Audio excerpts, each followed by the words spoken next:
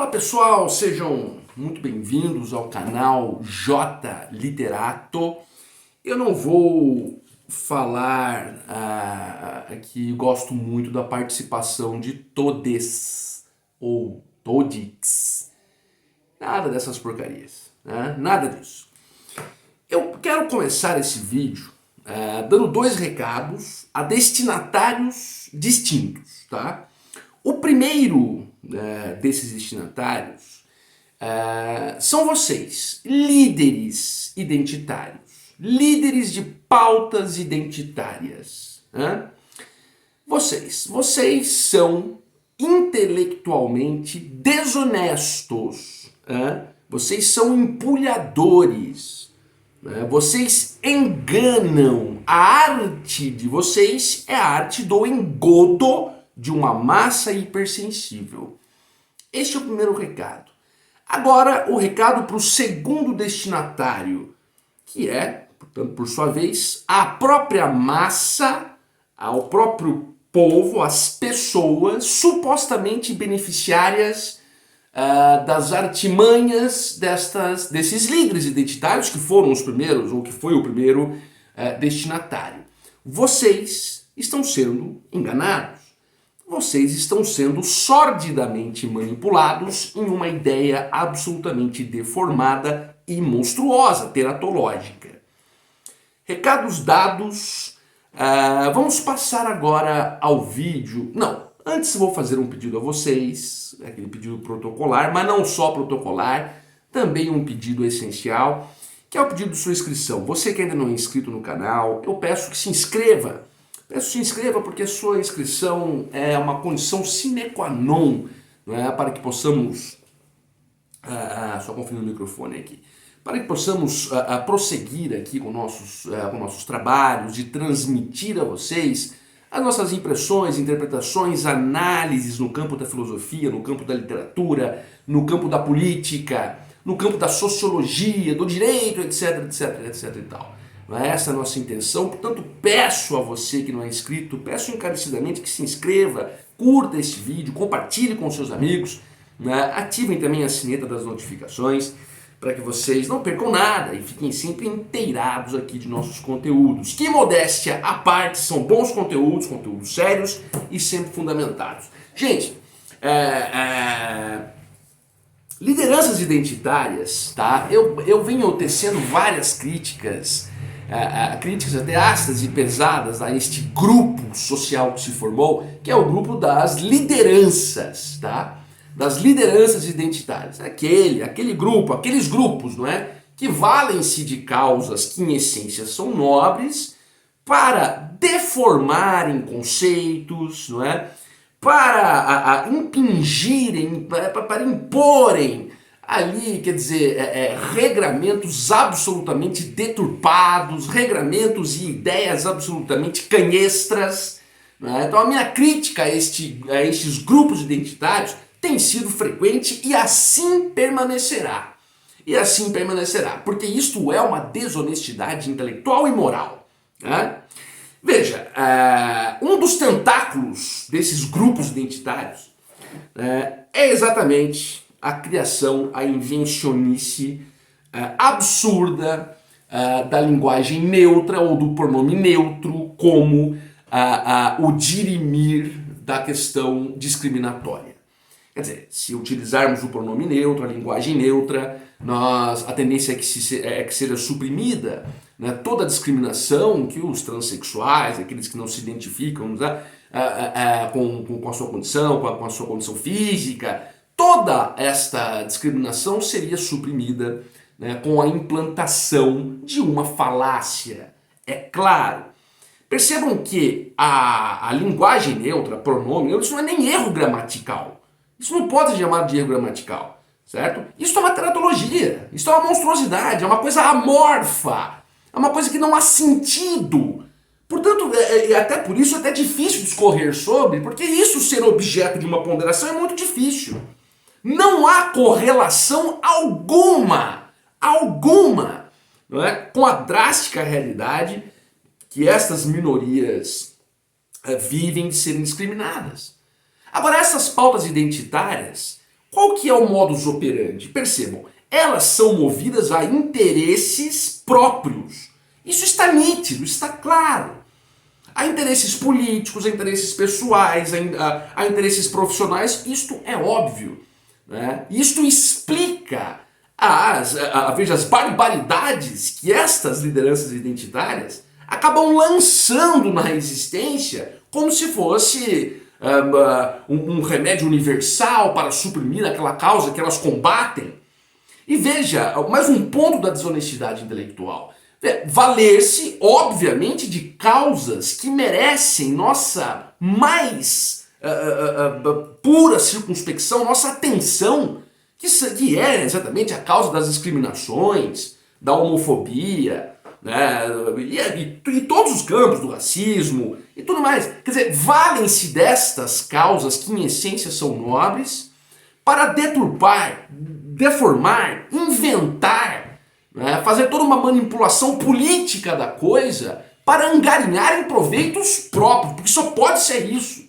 Porque na perspectiva real da discriminação enfrentada por essas massas, essas soluções que colocam como verdadeiras panaceias não guardam nenhuma relação.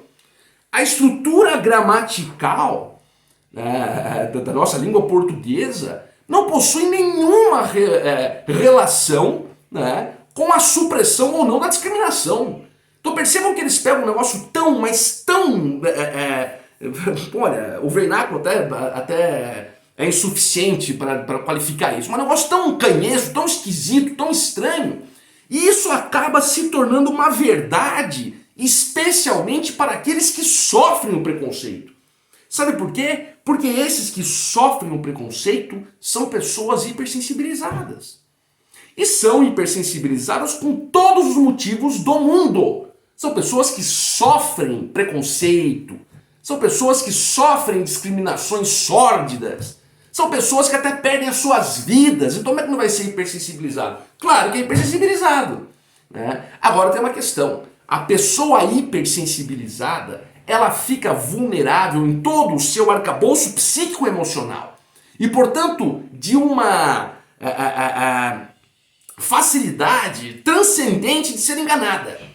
Né? Qualquer panaceia que aparece, este é o motivo da salvação. E compram essas ideias. E essas pautas identitárias desonestas intelectualmente valem-se disso para imporem, porque trata-se de uma imposição. A partir do instante que um líder identitário diz que se você não chamar alguém de elo, você está exercendo uma discriminação, isso trata-se de imposição. Ou pelo menos uma tentativa de. Né? Isso de per si já demonstra a teleologia, a finalidade disso, que são finalidades sim políticas, são finalidades sim pessoais, que nada tem a ver com a classe que elas falsamente dizem proteger. Isso tem que ficar claro. Isso deve ficar claro de forma contundente. Né? Há vários problemas. Eu só queria ratificar aqui. Primeiro, é difícil até discorrer sobre o tema, porque a premissa é falsa, a premissa é mentirosa, a premissa é falaciosa. Quer dizer, a estrutura gramatical não guarda nenhuma relação com o componente discriminatório. Quer dizer, uma ideia amorfa, uma ideia absolutamente deformada, que torna-se uma verdade, especialmente aos hipersensibilizados que sofrem com a real discriminação. Né? Portanto, isso deve ficar muito claro. Montaigne já disse, veja, ninguém está imune a dizer tolices. O imperdoável é dizer tolices de forma solene. Né? Michel de Montaigne, grande ensaísta. Veja que frase importante, que pensamento importante do Montaigne. Você dizer uma tolice, ok. Agora, você formalizar essa tolice, né, e estruturá-la como um novo regramento, como se aquilo houvesse algum fulcro, alguma fundamentação, isso é imperdoável. Porque isso é desonesto, isso é mentiroso, né? Isso é uma falácia. Vocês nunca vão ouvir de minha boca esse negócio de elo, todos e tal, de forma séria, obviamente. Por quê? Porque isto é uma teratologia. Isso é uma monstruosidade. Isso não guarda nenhum vínculo com a questão real, que é a questão da discriminação. Né? Agora, eu quero estender um pouco o discurso a vocês que padecem da real discriminação, né? A você que é um transexual, a você que é um... Enfim, você deve compreender que a crença absoluta, né, nos dizeres destas pautas desonestas, dessas lideranças, desculpe, não a pauta, dessas lideranças desonestas, primeiro, elas não vão suprimir o problema, o gravíssimo problema que vocês enfrentam. O problema que vocês enfrentam ele vai ser resolvido com uma conscientização social fundamentada e séria, né? E não por falácias, por mentiras, como esse negócio da linguagem neutra, né? Isso não vai resolver nada, só vai resolver para esses líderes desonestos, que vão angariando ali adeptos, angariando um capital político com isso mesmo, e vão impondo os seus regramentos à torta e à direita. Só resolve para eles, para vocês não. Isso é uma percepção empírica, né? Daqui a pouco, veja, um transexual ele vai dar mais importância por não ser chamado de elo, né, do que por não ser admitido em um emprego, por exemplo, por ser transexual. Mas essa é a intenção dessas lideranças identitárias desonestas. Nós temos que compreender isso. Isso digamos, a compreensão disso é um elemento fundamental para aí sim podermos começar a discutir eventuais soluções para este problema despótico que é o problema da discriminação. Percebam que essas atitudes dessas pautas identitárias, elas só atrasam qualquer tipo de dialética profícua para resolver o problema. Só atrasam isso. Porque criam ideias amorfas. Porque criam ideias mentirosas. Porque são desonestas, essas lideranças, desonestas intelectualmente. Inclusive Sêneca, né? Sêneca dizia, a massa, o povo, prefere crer do que proceder a um julgamento. Então, veja gente, esse vídeo é para transmitir a vocês a necessidade de fazermos um julgamento daquilo que nos é colocado, daquilo que nos é imposto. A estrutura gramatical, a linguagem, veja, isso não guarda nenhum tipo de relação com a discriminação que é impingida a essas pessoas. Não há relação sequer semiótica com isso. Agora percebam, veja, essas pautas, essas lideranças dessas pautas, elas se valem daquele negócio do Aristóteles, né? Quer dizer, a primeira coisa, quando você fala para uma pessoa, essa pessoa que recebeu a informação, ela vai ter uma percepção sensível daquilo, e aquilo vai ser impregnado ali na sua psique, no seu intelecto, e vai tornar-se símbolos. Aí esses símbolos começam a carregar elementos de imutabilidade. É isso que acontece. Essas pautas identitárias falam com pessoas hipersensibilizadas, elas possuem, portanto, recebem essa informação primeiramente, lá com a regra de Aristóteles, recebem essa informação primeiro com uma questão sensível, né, com uma percepção sensível, aquilo lhe agrada porque está hipersensibilizado e deseja que aquilo seja acabado, aí aquilo entra, torna-se impregnado em sua psique e torna-se símbolo e torna-se uma verdade imutável. Veja a estratégia mefistofélica dessas pautas. Não caiamos nisto. Isto é uma balela, isto é uma mentira, isto é um ardil, um artifício espúrio e sujo destas pautas identitárias.